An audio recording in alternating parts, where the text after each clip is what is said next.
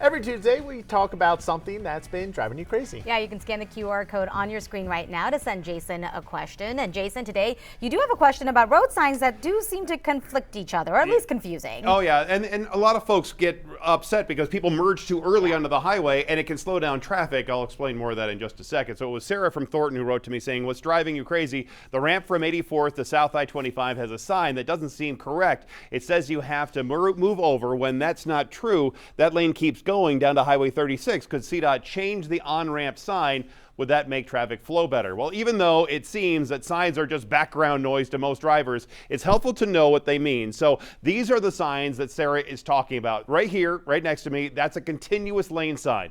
Over there, right there, that's the one that says the right lane end sign. So this is what you see at the end of the ramp, that one right here. This is the one at the end of the ramp from 84th Avenue to southbound I-25. It indicates the right lane ends, so you need to merge into one lane. The sign here, the other sign, that one, is on mainline southbound I-25 just before 84th Avenue, and it indicates the highway to the highway drivers that a lane is going to be added to the right lane, so merging is not required. I asked CDOT traffic engineers about the two seemingly conflicting signs. I was told the ramp sign from 84th to southbound is correct.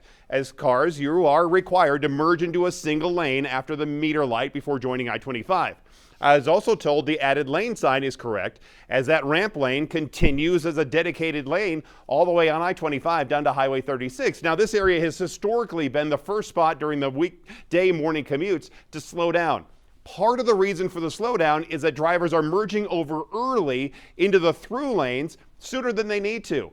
As I said, that ramp lane is actually a continuous lane that will take you all the way down to Highway 36, nearly a full mile away. It allows for plenty of time to merge over at a higher speed and possibly keep mainline traffic flowing a lot better. I asked CDOT about that as well. I was told they will look into extending the dotted lines there. That would hopefully provide a clearer indication that you don't need to get over so quickly. And we'll have to wait and see if that actually works. But, you know, driver behavior is driver behavior. And they're going to they ignore road signs and markings anyway. So, you know, it's just whatever you want to do out there right now. Yeah, tell us how you really feel about that. It's a little bit rough out there this morning. It is, especially up north. It all started with construction, late construction, and now this crash on I-25. So this is the northbound side at 84th Avenue. You can see the whole right side's blocked up, and there's a car down in the grass over there. So he hit the barrier, went down in the grass, the car fires out.